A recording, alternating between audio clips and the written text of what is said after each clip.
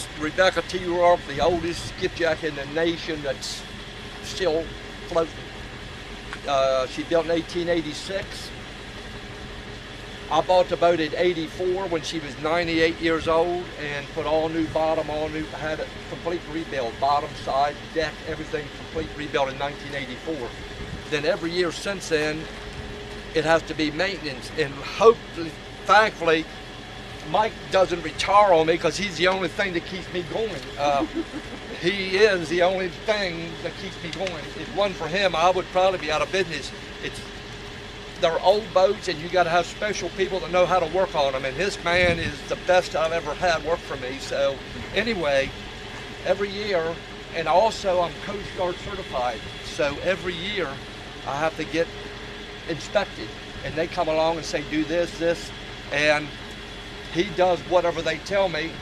They know him so well that if he says he's going to do it, they know he's going to do it. And it ain't many people that they trust the way they would him. So luckily, he's helped keep this boat going. I quit harvesting oysters 5 years ago. I harvested oysters I started in '57, 7 years with my dad. Then I quit and bought my own skipjack. I had it for 20 years. My first skipjack's in Baltimore as a living classroom, my first boat I had. Then I sold that one and bought this one, and I've had this one since '84. And I harvest oysters until 5 years ago.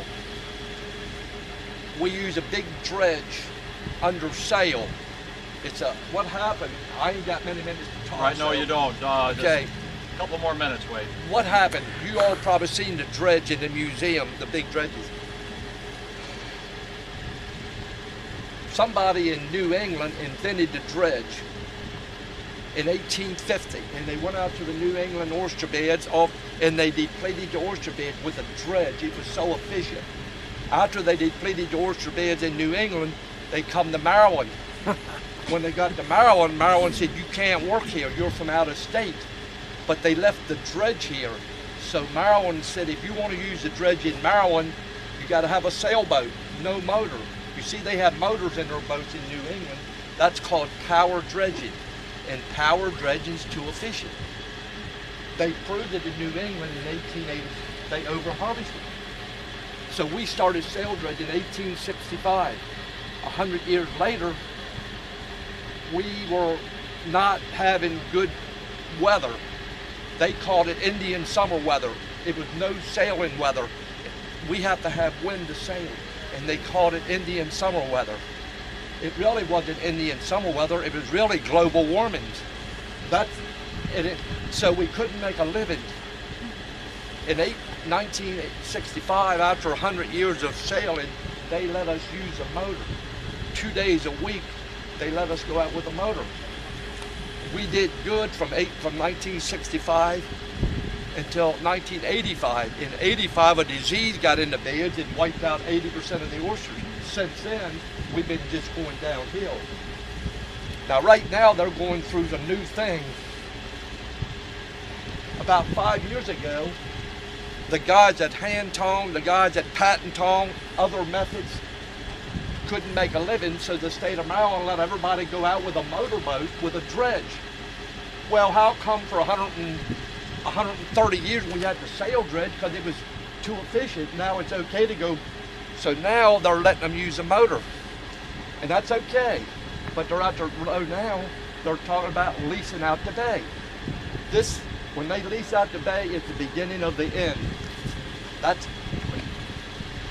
You know, you have just given us all kinds of stuff to talk about. Really, no. I mean, you're talking about limited resources, and then we're considering that crisis more efficient method as students, and so anyway, right now we're down to 100,000 bushel a year. When Rebecca was built, when she was built, they had 15 million bushel. We're less than 1% of what it used to be. And then they let them come up with a more efficient method. But this more efficient method is all about catching the oysters up so they can lease it. And when they lease it, I'll say this, I'll bet you within 5 years from now, if they lease the bay, you're going to work for a company if you want to be a water you're going to work for a corporation or a company if you want to be a waterman. Hey, Now another hot topic. Yep. They're trying to stop this. I don't know. They're having a lot, but I don't think they're going to stop it. My dad died in 1987, 87 years old, and he told me ever since he was a boy they've been wanting to lease the bay, and it finally got here.